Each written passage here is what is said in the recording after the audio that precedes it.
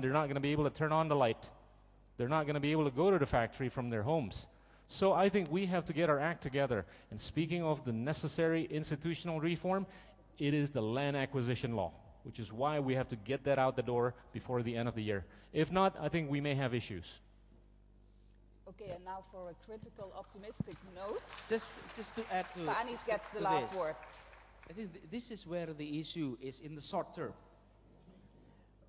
If we take a 2011-2014 perspective, then things were slow.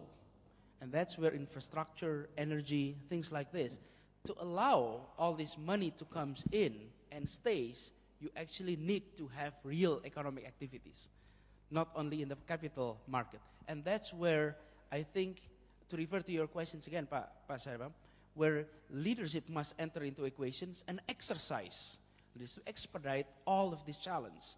Because without that, then so many opportunities were missed. And that's where I think in the short term, in the next few years, we may be seeing that slow things down. Not in the long run, because we see the capacity is actually there. But that's sort of to tackle in order all of this money to stay long and actually promote growth, employment in Indonesia. Not only a hot market that was discussed earlier. And this is where the approach needs to be different. There's no way individuals, ministers can actually tackle this big challenge. It requires the presidents, it requires the leaderships to get hands-on and move things faster. Thank you. Okay, thank you. Now we really need to close the second session. You heard a lot of optimistic thoughts today. I think the best news was that Indonesia will be the fourth largest economy in 2040. But of course, there will be a lot of critical notes to that as well. How will this affect the environment? What will happen to the gap between poor and rich? And the other thing is 3 million children still not going to school, which is very worrying. But the future is all about dreams that we heard from Pagita. So that's what we're going to do, and we're going to be hopeful. I want to thank our speakers, Pagita, Pak Anies, and Pak Subaib, for this very energetic debate. Thank you. Very good. Thanks.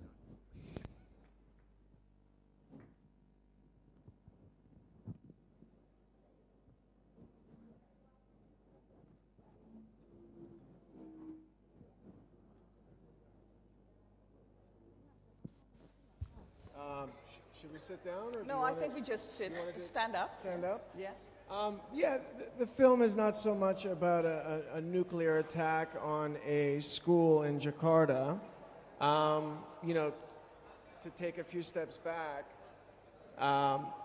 we always wanted to make a classic high school genre movie like The Breakfast Club or, you know, Scent of a Woman or Dead Poets Society.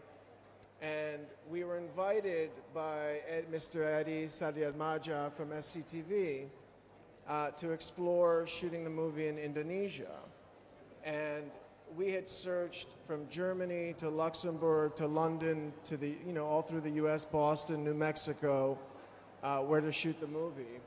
And when we finally realized that Bali is not Indonesia, but Jakarta, Mount Bromo, the temples of Prambanan, the wonderful islands of Belitung are Indonesia, we realized that we can make a special movie here. I want to ask for a little bit more quiet here, especially here in the front, because I think people in the back might want to hear this. So if you could otherwise start talking on the other side. Can you tell us a little bit about the story? Sure. So when we finally decided about a year ago that we wanted to set basically 20 students in a philosophy class, they're graduating seniors, and it's set in an international school in Jakarta. And so we have kids from all over the world that's in this international school, and they're in a philosophy class, and it's the last day of school. And the philosophy teacher challenges them to have one final last thought experiment. So the story, I'm still curious. The idea was that if 20 students, in this particular case, if 20 students, and these are the brightest minds, if somebody came to the class and said, tomorrow there is no more future, the world will cease to exist, and you have to select 10 of your friends to survive the human race. We don't know why, whether it's World War III or what it is. Who would you select amongst your colleagues, amongst your friends? That's awful. So it becomes a very serious debate of, you know, what are we bringing to the world? Are you bringing language? Are you bringing, you know, carpentry? Are you bringing, what skills are you actually learning in school in the event that tomorrow there's an unfortunate situation? It's like a psychological thriller, right? It's absolutely a psychological thriller. So people will be on the edge of their chairs watching yes, it. the entire time. You don't know what's going on. And we set it in, you know, the Promenade temples. We set it in Mount Bromo, and one of the settings is in Belitung. And we're shooting on the stages, on SCTV stages in Jakarta. So when can we see it? I think we will unveil. Probably about summer of next year. Okay. Yeah, but you know, 2012. yeah, definitely 2012. We're actually still in the middle of shooting right now, and so some of the pictures that you see here are pictures of where we've already shot in Promenade Yeah, can Temple we and in see Mount some of it? Bromo. Oh, Yes. that's it. So this Okay. is So this is Mount Bromo. this is Promenade Temple now. Those are the temples, and those are the temples in So Promenade this is and basically a Seoul. scoop because nobody has seen this before, right? No one has seen these temples. Not, you know, everyone, the locals know about them. Southeast Asia know, but you know, coming from the U.S. and from Canada, when we visited the temples, it was like seeing the pyramids of Egypt and saying, how come none of us? I mean, where am I living? It was absolutely absurd that we've never seen anything so beautiful. But I mean, also the whole filming process was quite secretive, right? Nobody. Yes, really yes, we've kept it under wraps, and we didn't want, especially when the first pieces of advertisement come out at the end of the year, we want the audiences, and because it is geared towards a teenage, 15 to 25 demographic. We wanted everybody in the U.S. and throughout Europe to kind of take a look at the trailer, the advertisement, the posters, and say, where is this? Yeah, and one of the reasons why we had to be particularly secretive up until now is because we wanted to protect our cast members from for security reasons. And so now we can tell everybody we've shot at Promenade Temple and Mount Bromo, and everybody's been very excited about what they see because it's just absolutely beautiful. Nobody's seen this until now. And we are actually in the middle of shooting in Belitung. Our cast members are there right now. And because actually everybody knows that we are shooting in Belitung, our cast members can't even go out to buy ice cream without getting mobbed by fans because they've just been very excited and they're very happy that we're in town and we're shooting.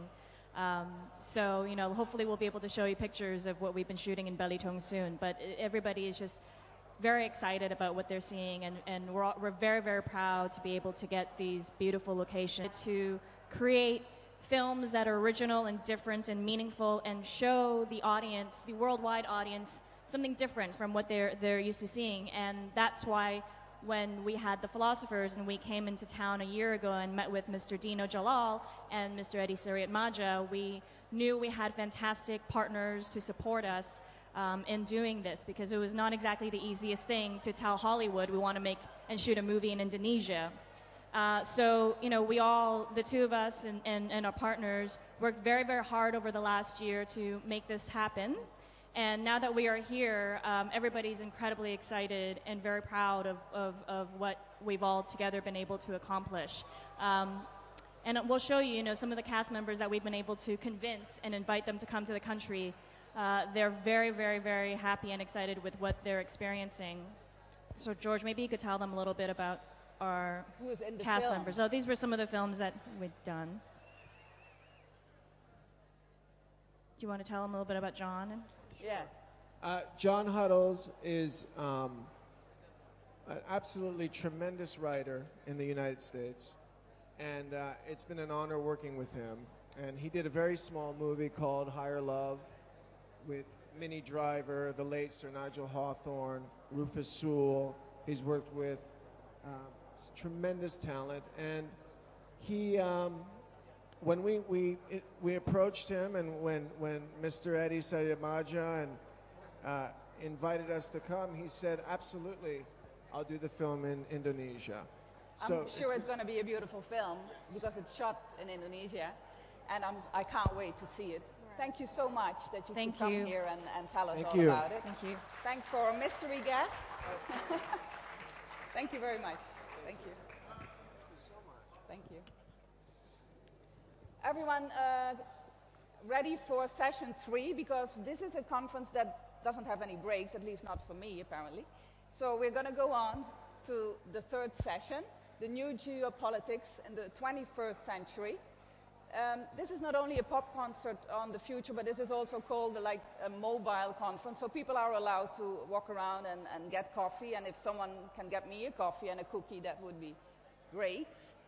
But we're going to start talking, and we're going to listen to the first speaker of the 3rd session, Mr. Robert Kaplan. He's the writer of the book Monsoon, the Indian Ocean and the Future of American Power. He's the correspondent of Atlantic Media Company, and Thomas Friedman has called him one of the most read authors defining the post-Cold War era. The floor is for Mr. Robert Kaplan.